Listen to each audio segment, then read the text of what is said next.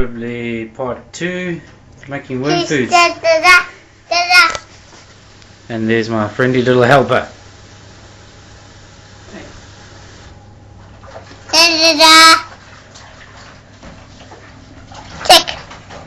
That's just some of the food. I'll show you what's going in there. But what I've done is I've chopped it all up, and you leave it for a few days or a day or so, and then you give it to the worms, which I'll show you later. Okay, so this is the food that we've been keeping over the days in the fridge, which is a good place to keep it. It holds the moisture, which is what the worms need, and banana peels, banana peel, tea bags, banana apple peels, apple peel, celery,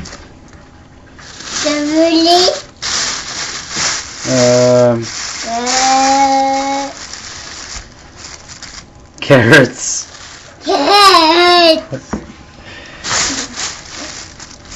they're pretty much anything really. What I don't want to give them is lemons, meat, oranges and garlic. Yeah, that's not their favourite food. So yeah, just pretty much really anything. I'll show you, I add some paper to it too later. That helps too with their pH balance, but I'll tell you about that later. Anyway, that there I'll show you once it's chopped up. Here, I don't know if you can see it, but there's some hair in there, so that's good. Here's some crushed up eggshells, which keeps the little flowers, vinegar flowers or whatever, and it also helps with their stomach, because their stomach is the same as a bird, got a gizzard. So this will help grind up all the food and keep the vinegar fruit flower thingies away. Then there's just the old paper, shredded paper, and that's their grub. No problem in putting a bit of water if you want, just make sure it's good clean water, eh? And I'll show you later on putting it into the hungry little mouths of theirs in the bin. Till then.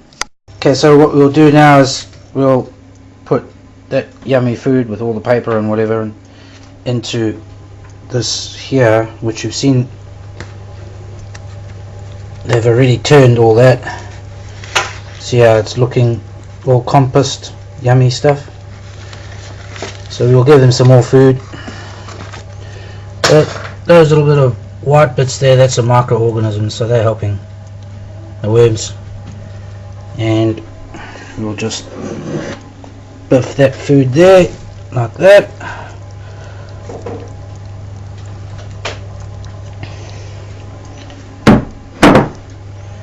Spread it out a bit.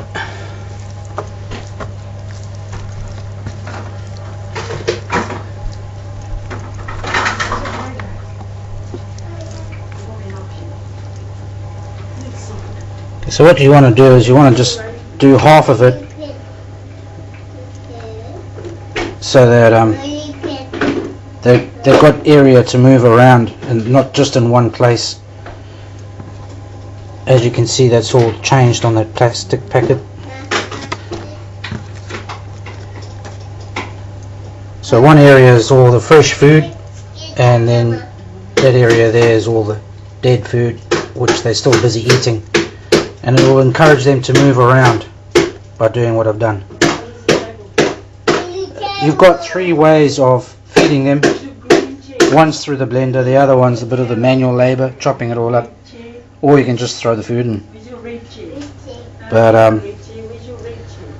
the more you process it, the better it is for them, so they can go through it a lot quicker, and you end up putting more food in by doing what I've done here, by chopping it up.